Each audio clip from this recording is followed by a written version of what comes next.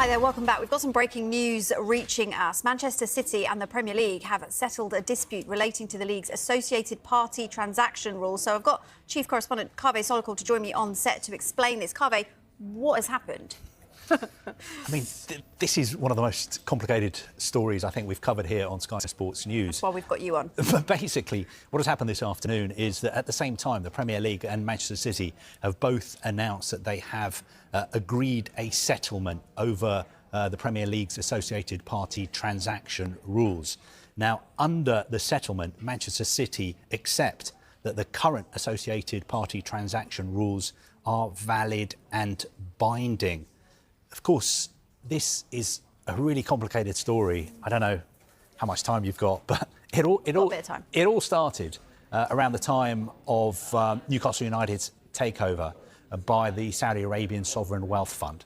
What happened is around that time, the other Premier League clubs were concerned that these new investors in Newcastle United were going to do lots of associated party transaction deals. That means doing deals with companies that are linked to your owners. So these APT rules were tightened up. And then Manchester City tried to do some new commercial deals with, I think, Etihad Airways and also a bank in Abu Dhabi.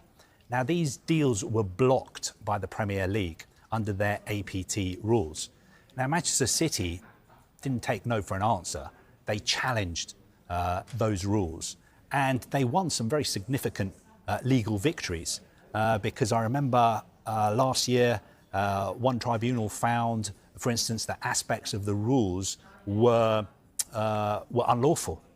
And Manchester City at the time saw this as a big legal victory. And then what the Premier League did is they went away and they amended their rules. They changed them in the way that the tribunal has suggested the rules were unlawful.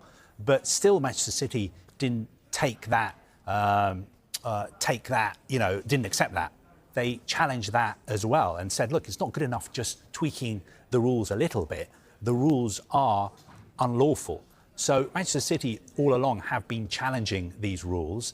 And today we have found out that an agreement has been reached. The settlement has been reached, whereby City do now accept that the rules in their current form, the amended form, are valid and binding. Of course, what's interesting now is whether Manchester City resubmit the proposed deals that they had in place with Etihad Airways and the bank in Abu Dhabi, for instance, because obviously that would be a major benefit for them commercially, and they would say these are deals that are fair market value. That was the issue, actually.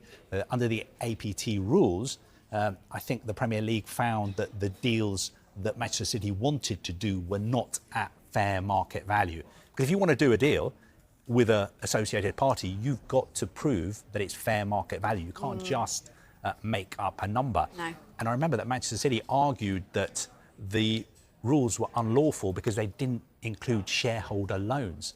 Because you had the situation where quite a few club owners were lending their own clubs money and charging no interest. And Manchester City made the very valid point that, hey, that's not fair market value, getting a loan at 0% interest. These shareholder loans should also be included in the APT case. So it's a hugely complicated issue. It's good to see you're still awake. I'm still awake. I think you broke it down very well. I'm trying my best because it's very breaking and it's hugely complicated. Yes. And normally when I start talking about APT rules, the people I'm talking to normally just lose interest and start falling asleep. No, but you've done well. You've kept my interest. You, to be fair, are interested. I am.